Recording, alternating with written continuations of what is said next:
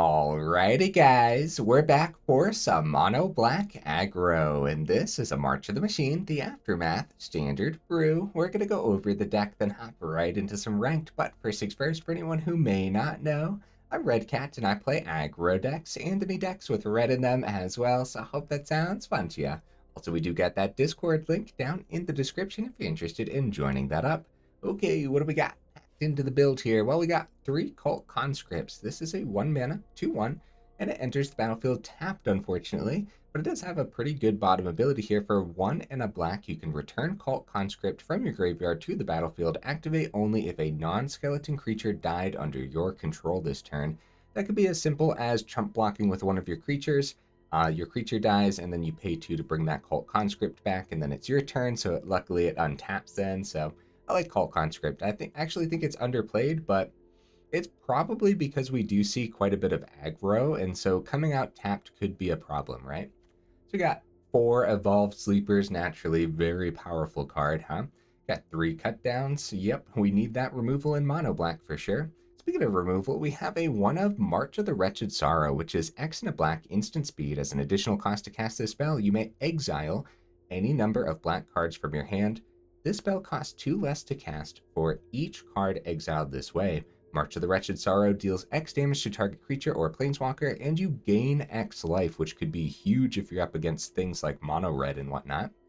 Got 3 Go for the Throats. This just somehow got better once Reckoner Bankbuster was banned, right? So Go for the Throat is absolutely disgusting, and my biggest complaint was the fact that it couldn't hit Reckoner Bankbuster. So yeah, 3 of them. It's going to be great in here. We got 4 Life of Toshiro. It's a 2 mana enchantment saga, and for the first 2 chapters, you get to choose one of these. So you can either have target creature get +2/+2 until end of turn, target creature get -1/-1 until end of turn, or you just gain 2 life. Then on chapter 3, flips into Memory of Toshiro, which is a 2/3 enchantment creature, human samurai. You could tap it, pay a life, add 1 black mana, spend this mana only to cast instant or sorcery spells, which in this deck could really come in handy. We have a powerful one on the top end. Unfortunately, not Invoke Despair, right? Speaking of the bans, that is out of here, which is why I named the deck Where's Mono Black, because I'm surprised that the Invoke Despair ban just like dropped Mono Black off the radar. I barely run into it anymore, so of course I had to put this one together, huh? I think Memory of Toshiro is going to work well with all of our 1-drop creatures too. It could be as simple as playing out Cult Conscript on turn 1, turn 2 Life of Toshiro, buff up that Conscript and hit for 4. That's not a bad turn 2 for mono black, honestly. So we have 2 Tenacious Underdog, very powerful card, guys. We got so much power packed in here, it's kind of ridiculous. That Blitz really comes in handy all the time and helps us wrap up plenty of games. Got a couple of Voldaren Bloodcasters here too. This is a 2 mana 2/1 with flying. Whenever Voldaren Bloodcaster or another non-token creature you control dies, create a blood token. Whenever you create a blood token, if you control 5 or more blood tokens, transform Voldaren Bloodcaster. That's not going to happen too often in here. This is the only card that gets us blood tokens. Really just looking at it as a 2/1 flyer that generates blood tokens, and blood tokens help us cycle out cards and draw cards, so I like having it in here. Oh, the flying, of course, works with like the Life of Toshiro, where you can plug that extra +2/+2 onto the Bloodcaster and then fly in for more damage, right? 3 mana spot, we got a couple of Blot Outs, which is a 3 mana instant speed. We don't get to see this too often.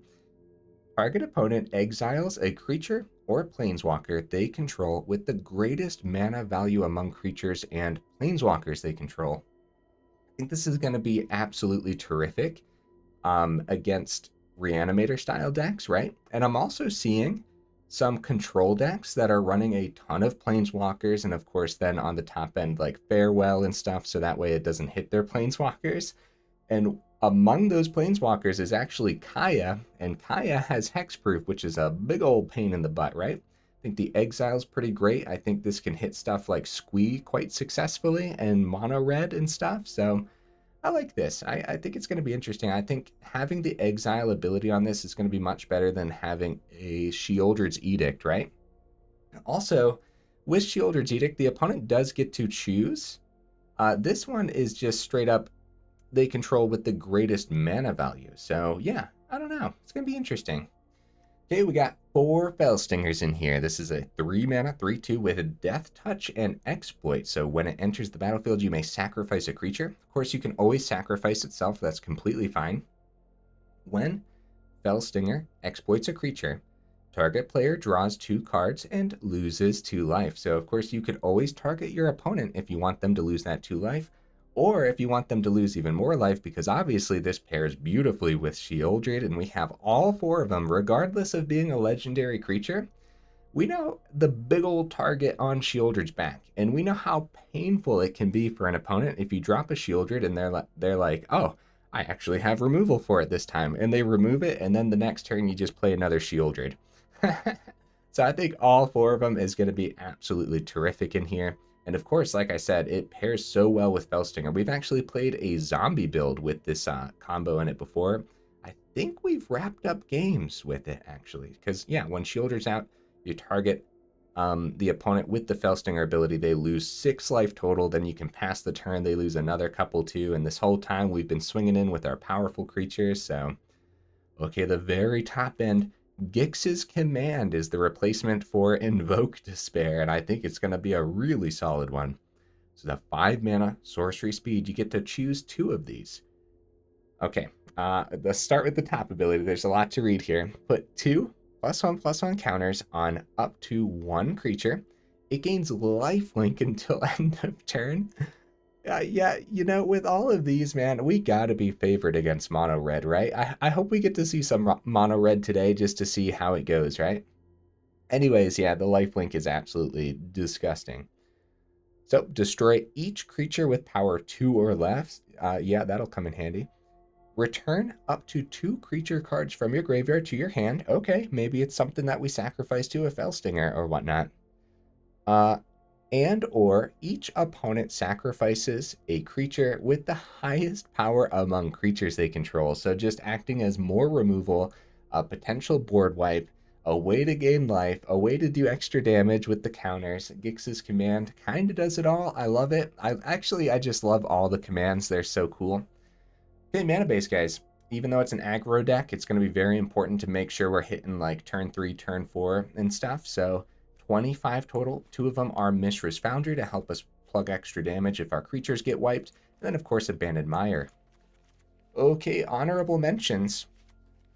Let's see, I talked a little bit about Sheoldred's Edict. Hopefully the extra mana is worth it for the Blot Out instead. We'll see, huh?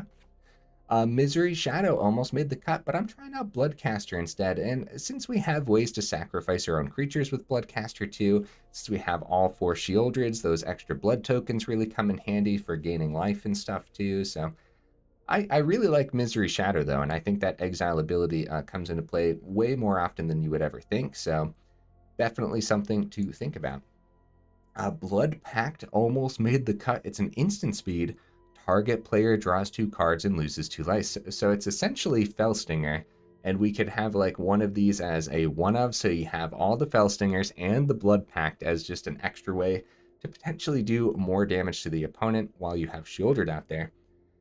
Just something to think about. I mean, I'm going to say that for all the honorable mentions, huh? A Gruesome Realization is one that I kind of overlooked. It has that draw ability, but it doesn't have target player, unfortunately. It's just you draw 2 cards, lose 2 life. But it also has creatures your opponents control get -1/-1 until end of turn. I think this would more so be a sideboard card, but I wanted to bring it up as a card that I looked at for the build. Liliana didn't make the cut this time, unfortunately. Archfiend of Dross is a very powerful 4-drop creature, guys, and the flying really plugs damage through, and we're trying to plug damage through in this deck, so I'll tell you what, if you don't like the whole, like all 4 Sheoldreds because of the legendary creature side of it, you could add 1 or 2 Archfiends instead. I think that would totally be fine. Death Rattle Oni is one that I've been having a lot of success with. I think it could be really good in here too, but not this time round.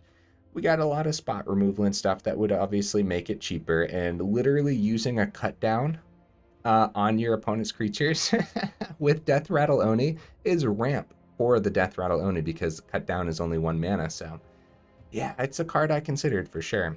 Black Sun's Twilight could be considered instead of March of the Wretched Sorrow, but I think the life gain is going to be huge on the Wretched Sorrow. So the Dross Pits, I've been flooding out a lot recently, but in this deck with 25 land and just having to play so much every turn, I don't think we're going to flood, and this is probably going to end up slowing us down. But I've been experimenting with these cards and having a lot of success with them in mid-range style builds. We are trying to be aggressive here, though. And then more utility land, I thought about Field of Ruin. I've been hitting the mark often with this card, so definitely something to consider, I suppose. Okay, guys, is that everything? I think so. Enough rambling, huh? Let's go ahead, take it into some ranked, and see how we do.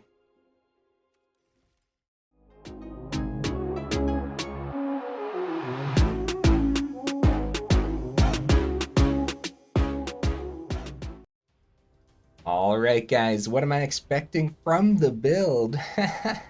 I'm expecting a lot, man. Maybe I shouldn't be expecting a lot because, you know, mono black just it fell off. I'm not running into it almost ever. When's the last time you guys saw mono black? Opponent goes first. We got 2 lands, 23 lands remaining in this deck, guys. I think we'll find it. We got a couple 2-drops in the meantime. This is a fine hand. Totally fine. Oh, mono red. Okay. Well, we're going to need to see more than what we're seeing then. Go for the throat's fine. Oh, yeah. Yep, it's just going to be some mono red aggro. Yeah, Beldon's a pain, but go for the throat hits it well, luckily. Uh-oh. Uh-oh, guys. Was it a risky hand? No, we still have a turn to find our third. We're going to keep the go for the throat open instead of playing underdog. Feldon's a problem, guys. It really, really is. And then the exile on Jing is also a problem, so we're going to need to see that third.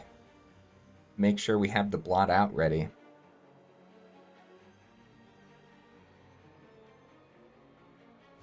I've been running into a lot more Raiju recently as well. Okay, they didn't find another mountain, unfortunately. Hit that Feldon.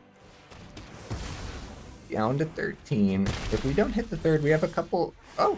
Life of Toshiro. Got some life gain on that. Yeah, the exile on Etching ruins our 2-drop cards, unfortunately. Life of Toshiro gains us life 2 turns in a row, then flips. Would have loved to have the blot out open, though. I think we're going to find that land, guys. Like I said, we have 25 total in here. What Life of Toshiro also does for us is if they drop a Phoenix Chick this turn, we can always go -1 on the Phoenix Chick. Friends Resolve. Speaking of which, yeah, they're not seeing their third mana either. Although I think their deck is a little bit more suited for not seeing the third. There we go. Okay, back up to 15. That's got to be annoying. Do we keep Blot Out open or drop an underdog? Blot Out would work well. I mean, yeah, the Ancestral Anger is going to draw them, get some extra damage through. If it's a squee turn, if we were prepared for a squee, right, then Blot Out would be good.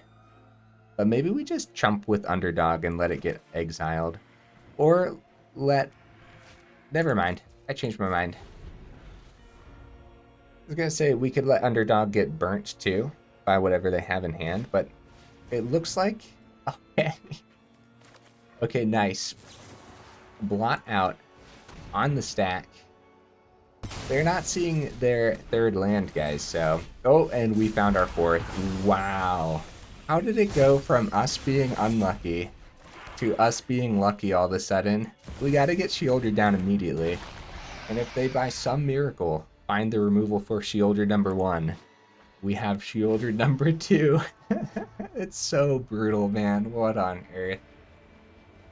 I'm so sorry, Mono Red. Oh, there you go. You found your third. That's good news. So they could find removal. 3 mana removal that hits for 5. They're gonna double down. Oh, that's even... The second Sheoldred just got so much more mean. I feel so bad for the... Oh, we drew another one. Well, that's good news, I guess. Yeah, I'll go for the swing. Drop Sheoldred number 2. Yeah, we gotta go for the swing because now we can start to outpace. Same concept, man. Okay. Push Spirit. We'll block. Oh, GG, opponent. GG, buddy. I don't know how that... It really went from, oh no, we're not seeing our third land, right? To just... And then the opponent wasn't seeing their third either. I love the deck, though, opponent. I love the addition of Ancestral Anger and everything. It's kind of an unplayed card. I wonder if this is a Prowess style mono red then, right? Because we see Ancestral Anger in Prowess style. I mean, they have the Swift Spear, but I mean there's a 2-drop Prowess. The other spear that I can't... all I can think of is Swift Spear. Alright, onwards to the next match. I think, in general, we're probably favored against mono red. We have a lot of life gain in here, man. We got a good chunk of removal, too. But they could definitely get there. Don't get me wrong. They know how to plug damage through, man. Another 2-land hand. Opponent goes first. I mean, again, 25 land.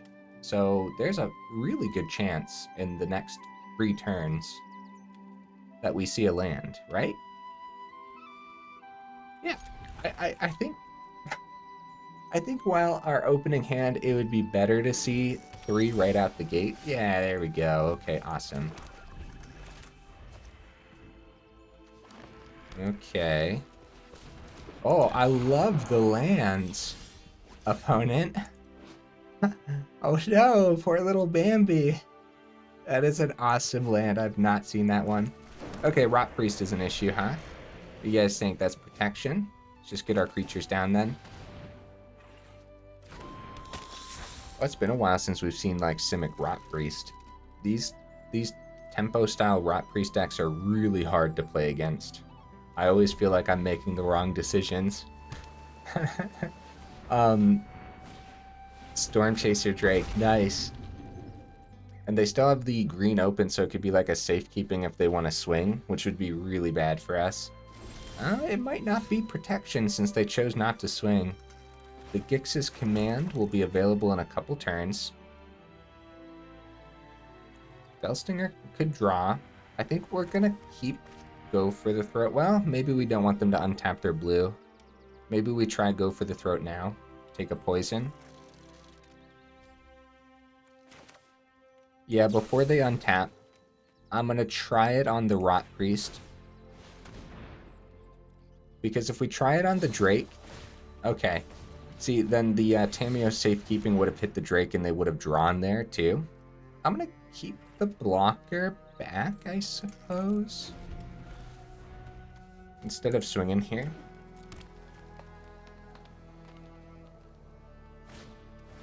Ooh, okay. Okay, invasion for 1. Yep, grab a Rot Priest. Scary business, man. They still have a blue source open. Gix's Command needs to land next turn, so hopefully it does.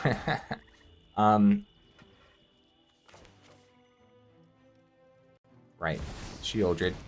We just, the biggest threat then is a counterspell for this, I would say. And I'm looking at the destroy each creature with power 2 or less clause on that. I think we actually might be safe to swing now, but I should maybe save blockers in case they want to swing in, because this flips into Apex of Ikoria. It's an 8/8 for each non-human creature you control. You have that creature assign its combat damages, though it weren't blocked. Oh man, yeah, we don't get to see that too often. More land for the opponent. Probably unlucky, right? Could try to go for some draws on the Drake here.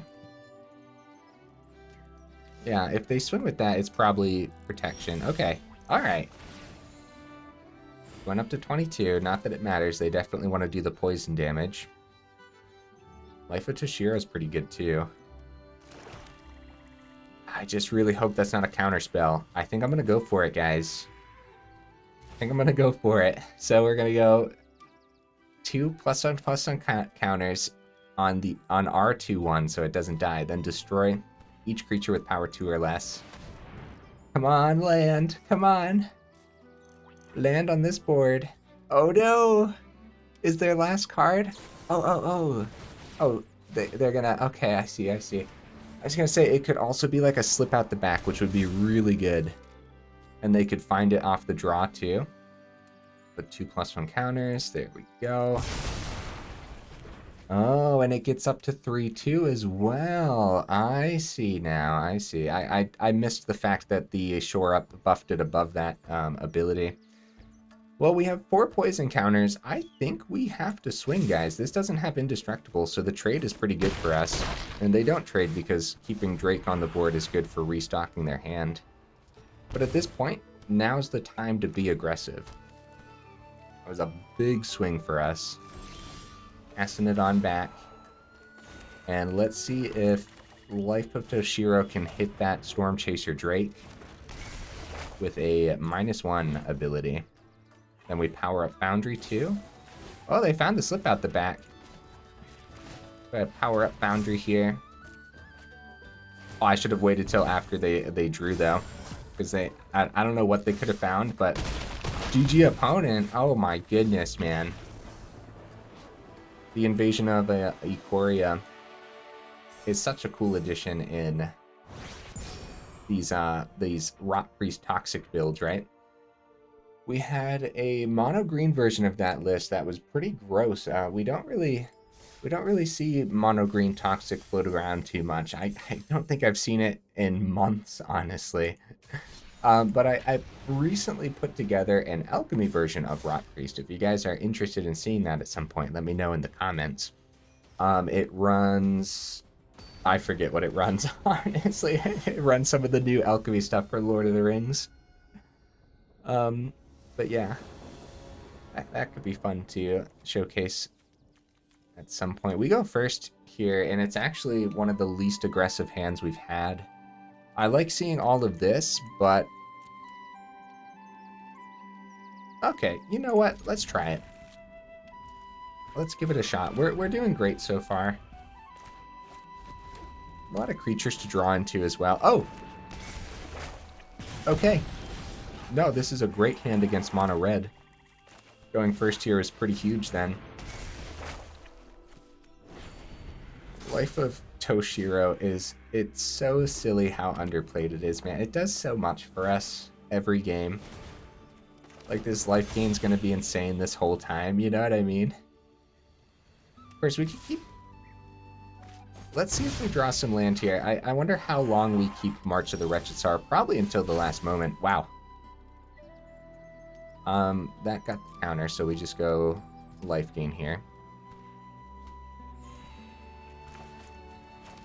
The third go for the throat is pretty good, right?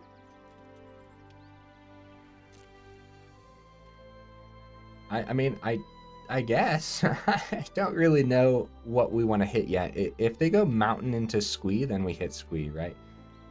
I know I've been bringing up Squee a lot, but that's because I've been seeing a lot more Mechanized Warfare mono red recently. Okay, play with fire. So we're going to be able to block on the ground with memory soon. But Kamana is still a problem at some point because of the exile, for this deck in particular. That being said, we still got plenty of removal. Sheoldred off the top wouldn't be bad, but I'd rather see some land first, right? Okay, okay. Okay, the dragon version. Let's see where they end up swinging here, too. That's good. They don't reveal a Devastator from hand. Another Phoenix chick. Okay, that's a problem. I guess it's going to be Phoenix chick number 1 because of the air problem, right? But then bringing it back could be pretty easy next turn. That's a tough decision. We still have enough removal to... I mean, technically we could go March of Sorrow this turn as well. But I'd rather keep all the individual pieces of spot removal because we're going to need it for when they flip the Thundermaw too.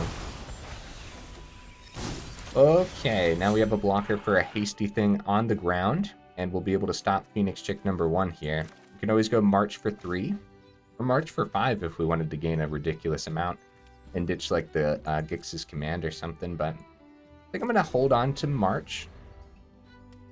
technically get a free extra damage out of the memory of Toshiro's ability too, since we regained the life, but... See, if they only swing one at the invade... See, now they're going face, which is, I guess, concerning, right? They'll go for the throat. And number 2. Take the 1.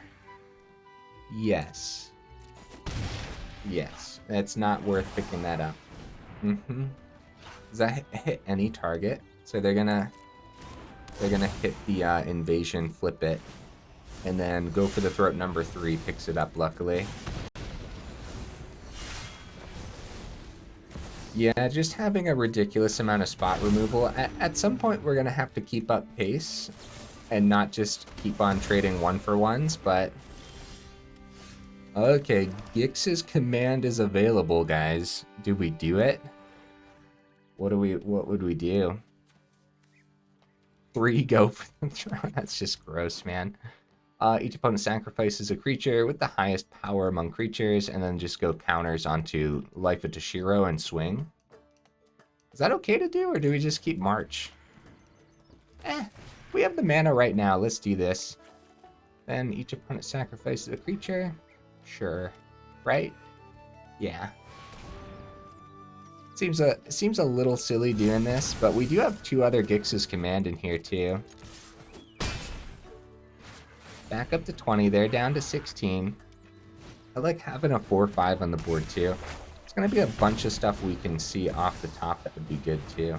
Oh, Bloodthirsty Adversary, probably swinging at the invasion. Yeah, I don't mind that. Okay, March is open for 5. The land off the top is definitely not terrific. If they just rip fire off the top for the next few turns, then this could be really bad, but I want them to get as much damage over onto the invasion instead of our face as possible. So I'm actually just going to swing, try to keep up pace here. If we see another land off the top, then that's like worst case scenario. Literally anything else would be better. Furnace Punisher, nice. Do we pick that up? I think so. Go X is 5. Pick up the Punisher. Back up to 24. A Mishra's Foundry. At least it's not a swamp, guys. They dropped the GGs, but I don't think it's over. Oh, that maybe they mean for them? I don't really know, because they're going to be flipping this. Regardless of... Oh, good draws, opponent. Yeah, this is what I mean by ripping fire off the top. Is there anything we want to trade with the Foundry? Probably. Because... Okay, they keep a blocker back this time. But they're actually going to be flipping this into another blocker too. Taking out the adversary could be fine. I don't think so, though. Because they're at 8. We have to just keep plugging damage through. By having Thundermaw, they can double block the memory. We take out Thundermaw, but then Foundry slips through, you see? Or, oh no, guys, we're flooding! Or they could take the memory, block with Thundermaw. Or they could chump and then block. They don't know it's in hand. I don't know how well we keep up pace, especially if we draw lands for a few more turns in a row, which is 100% possible, guys. It definitely happens. Okay, they're taking the 4. So we could still get there pretty easily, actually. I'm just gonna keep the swamp in hand. We're in trouble, man. Hopefully they see land this turn too. Oh no. Oh no. Dude. This is... Oh no. Now it's GG mono red, huh? 12 damage. Good game. Actually, yeah, Phoenix Chick coming back from the grave too. These mono red builds with the invasion of Tarkirs are very They have a what's the words I'm looking for? They have a high endurance, man. They can go into that mid game pretty well because flipping Thundermaw is terrific, isn't it? So I could have rearranged the order of my removal spells, maybe, right? They had Furnace. The Furnace guy came down. It was a 4/4 because of the counters, right? Or like a 4/3 or something.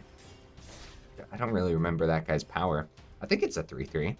Anyways, if I used March on the Thundermaw instead, maybe we would have been in it for a few more turns. But that was no longer leaning towards us with the heavy amount of flood that occurred. Opponent goes first. This is a solid hand, dude. We got 1-drops. Can't complain about seeing some 1-drops, man. I'm just gonna go Conscript instead of Evolved Sleeper because we have a turn 2 with Life of Toshiro, so yeah, some spot removal, I guess. We could go Sleeper instead since I'm anticipating spot removal. Keep Sleeper open with Cut Down. That's pretty good. Swing. Oh, maybe it's not spot removal. This is still a really good play, though. Now, Cut Down's open, or we just buff on Sleeper. I don't really want to hit a token with the Cut Down right now, so we're just going to buff up Sleeper. Hey, land, let's go. Okay. Got a good chump blocker, don't they? And a really good trade there, too. So, we go +2. I guess we go -1 on life, keep Cut Down open again. Right? Because if we go +2, it's going to be a chump on the Cult. This lets us get 4 through and have Cut Down. I think that's totally fine. And then Life of Toshiro can take out the token next turn as well. Phyrexian Arena. Ooh. You know what? Maybe it is a Cut Down turn. Because this is a lot of damage, dude. We gotta be prepared for their Cut Down too, though. Okay. Plus on the Cult Conscript. Yeah, it doesn't look like it's going to be a Cut Down here. Buff up to 3/3. Very nice. Now we have a Go for the Throat available. Okay. Opponent's deck looks scary enough to have board wipes. Down to 7. They're going to need something here. Could be a Sunfall style deck, unfortunately. We've been seeing a little bit too much Sunfall for my liking. Life of Toshiro does flip next turn, though. Gets around the board wipe a little bit. Doesn't get around a Farewell, though, but they're not there yet. Wandering Emperor turn. Do we hit the 2/2? Sure. It's overall, it's a pretty aggressive play, man. Oh, we don't have 7 on the board because, yeah, the memory flips. I was thinking about that extra +2, but...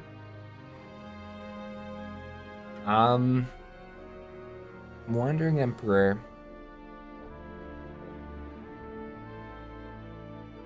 Is a little bit of a problem. If we swing for 5, we could try to swing for 6, get a draw here, and we could still potentially play Sleeper. Depending on what we draw, could change what we end up doing. Or we could let them exile play our other Sleeper and keep it open for buffing this guy up. I think we go for the draw before combat. It could change what we're doing here. Okay. Alright. As much as it sucks, the Sleeper is out of here. They're going back up to 9, back down to 7. Seed of the Empire, bro. I gotta stop just thinking Emperor is in hand. Play around board wipe this time? Yeah, probably. Unfortunately, guys, I know we only have 4 on the board, but technically we have Gix's command to push it through too. Oh, and their arena brings them down to 4 as well, so... Yeah, we gotta play around a board wipe, guys. These, I've been running into a lot of control. Path of Peril. So Sleeper would have been picked up, and that would have been really bad. Cult Conscript coming in handy, though, with the extra 2 mana, huh? That's nice. You gotta bring it back before Trespasser lands, because other words they would have exiled it. Or maybe I should have waited till they targeted it, then brought it back. It didn't really matter. I guess maybe it kind of sort of mattered, but... Alright, that's game, isn't it? Gix's command being disgusting. +2 counters on our conscript, and then each opponent sacrifices a creature with highest power among creatures they control. Gross, guys. Absolutely disgusting. Look at that Cult Conscript just being beautiful this game. Dude, I pose the question again. Where is Mono Black? What on earth, man? Yeah, that was solid. Today was solid, wasn't it? We've been doing relatively good, right? I think so. 35 minutes in. Let's get one more match in, guys. Let's try to get one more in.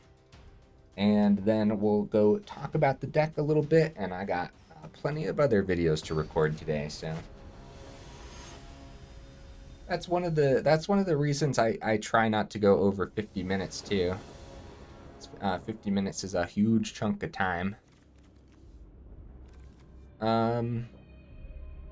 Not necessarily. Okay, alright, hold on. This is fine. We're going first. Cult Conscript comes down. We have emergency removal when it comes time. March of the Wretched Sorrow can do a ton of stuff.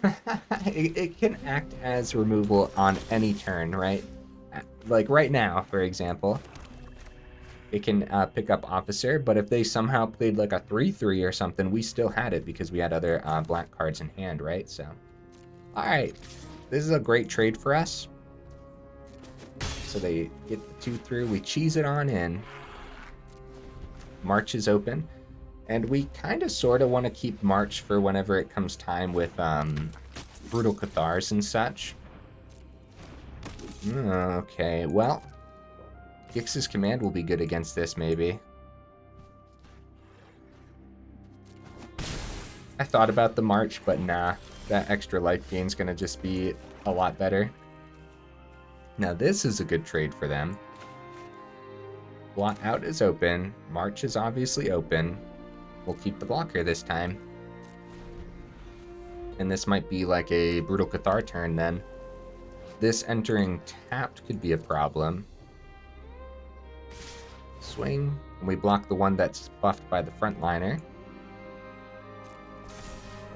I'm still wondering, do we end up using the March? I don't think so. I think we keep it. I think there's better stuff to land. Okay.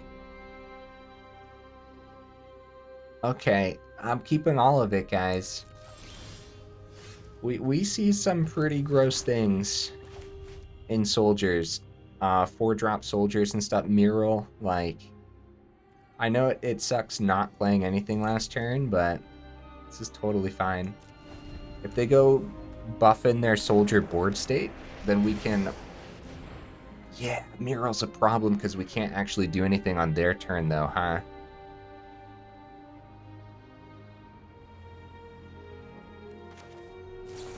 Let's prevent some of this damage and gain 3 life as well. I'm at 0. I'm sorry, opponent. Yeah, and then we'll blot out Mural on our turn. Or we could do Gix's command, but I'd much rather do that once there's something else on this board. Right, because Gix's command... We only have 1 creature. Sometimes the deck draws relatively poorly, or at least it feels like it, but for each creature with power 2 or less, and then each opponent sacrifices each creature highest power. Sure, I guess getting rid of their whole board is better than nothing here. And we have another Gix's command too. And sacrifices the Mural. They still have Mishra's Foundry open as well. And the other Gix's command is there for the other board wipe when it comes time. Okay, Blot Out deals with that. Yeah, we're going to need to see some of our creatures for sure, and this is definitely a match where we want to get Sheoldred down too. And then be prepared for spot removal for Cathar.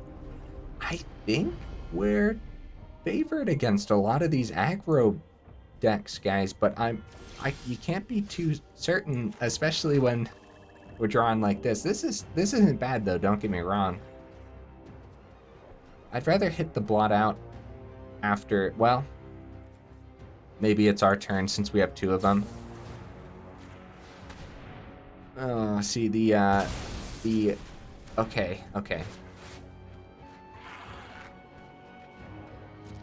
Because we had to target the opponent there and they had the one plains open, but we don't see that card too often, the one that gives hexproof from everything. Mire, oh no. Alright, Blot Out number 2 is good here. We gotta do it on our turn, remember? During your turn, opponents can't cast spells or activate abilities of artifacts, creatures, or enchantments. Can't cast spells, yeah. Okay, Blot Out number 2.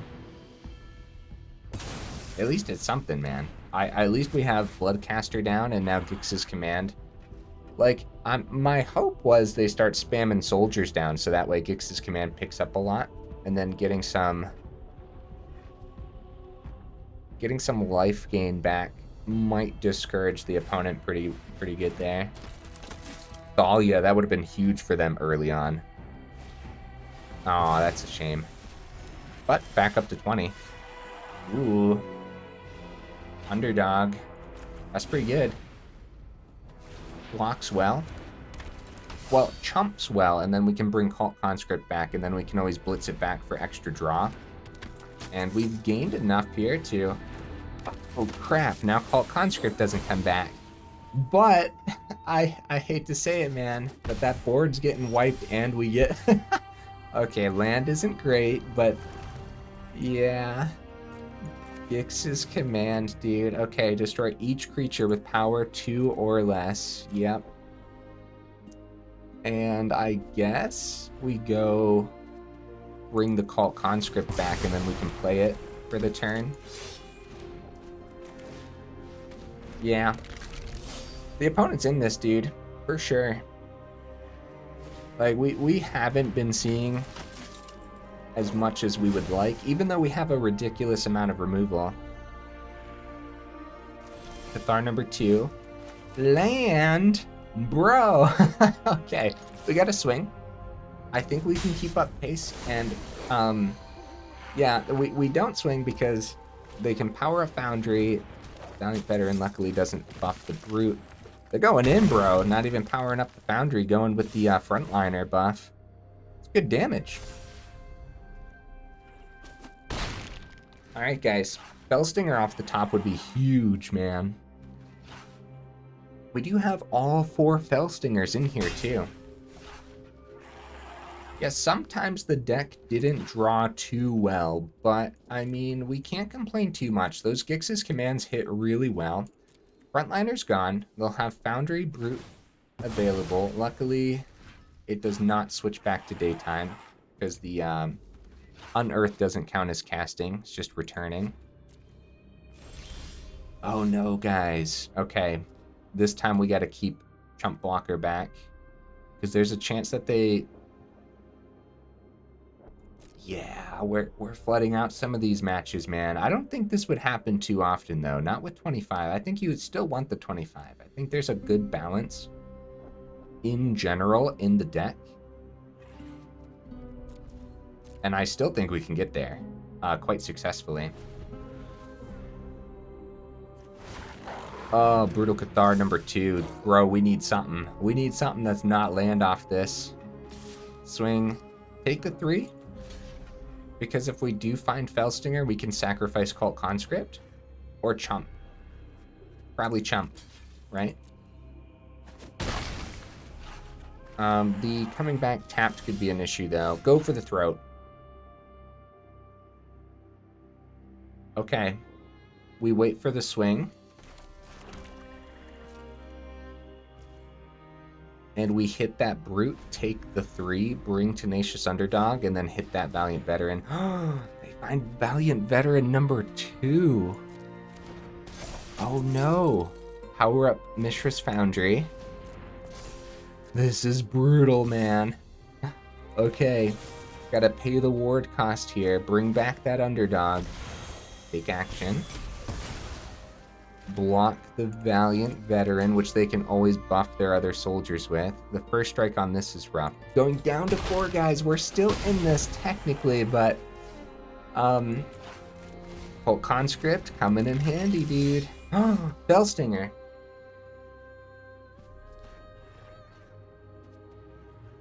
Okay, I'm thinking if we go Tenacious Underdog. Oh, yeah, we're at 4. We would die. So if we go Underdog, Fellstinger, we would die. So we can't do that. I was going to say it would be extra draws, but then we'd be running low. Anyways.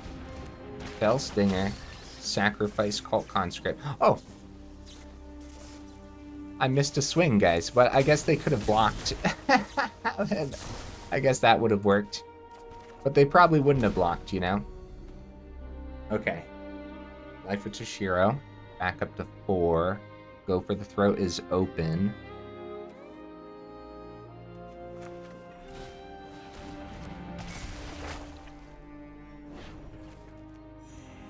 Switching it back to day. Then we hit the Brutal Cathar with the go for the throat, right? After the swing. Okay. We might still be in this depending on what they see off the top, man. Buff their soldiers, power up Foundry. Nope, they just power up Foundry. Go for the swing. We want them to full swing. That way we can go for the throat on the Cathar. And then we still have 2 open for Cult Conscript. Something's over there, man.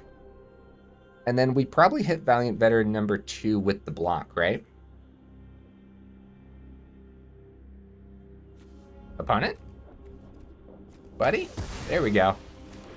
Bellstinger, you want to go ahead and not do this. Oh, they could have instant speed spot removal, I guess. And get the 4 through that way. A Sheoldred would be so good this game, guys.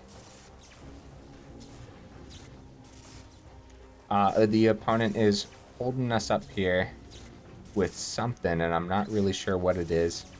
So decline. So it's something in hand is what I'm assuming, is what I'm getting at there. Oh, maybe it's the Mishra's Foundry ability? Block the Veteran. This is where Exiles would have really come into play, but we ended up using all the other Exiles earlier. Cult Conscript. Life of Toshiro back up to 4. Goes to nighttime. Alright. Wow, Fellstinger. Wow. Alright, this time we'll make sure to get a swing in first. And then we're gonna go for the Fellstinger, dude. I think we're in trouble, and just keeping blockers back is probably not enough.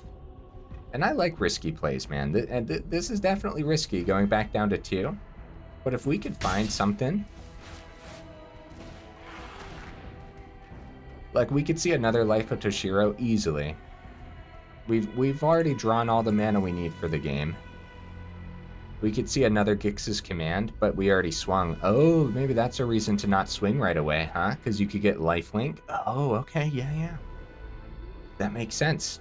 That's something that would come with practice with the build and like the situation. But there's only one more Gix's Command though, so that's something to consider. All right, Fellstinger, let's do this. Sacrifice a creature? Yes. Back down to 2. Alright, Fellstinger again, huh? Well, we can't do it again, but Mishra's Foundry's good. That can also be a blocker.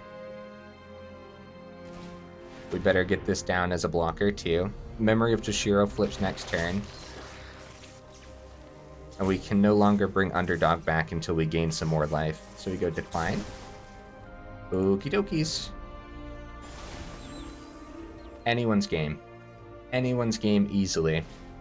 Lay down arms. Ooh, back up to 5. That's good for us. Unfortunately, that's an exile, so the Cult Conscript can't come back. Oh, okay. It's going to be a Foundry trade here. Foundry for Foundry. Well, we could also just take the damage too. I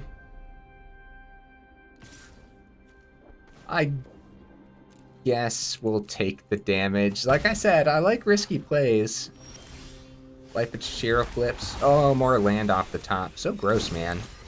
Really is. We'll play it. We'll keep this as a blocker. Let's see what we draw on Underdog. Actually, yeah, no.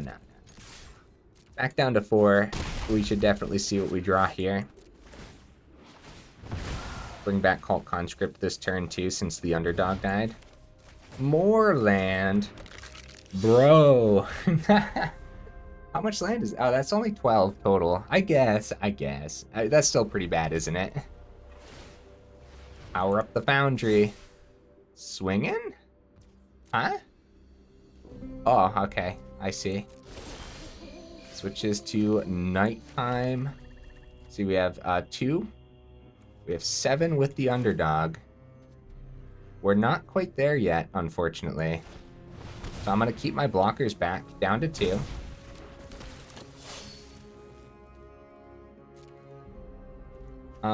Let's prepare for game next turn, because we still have Foundry as an emergency blocker. I can't believe we're pulling this back, guys.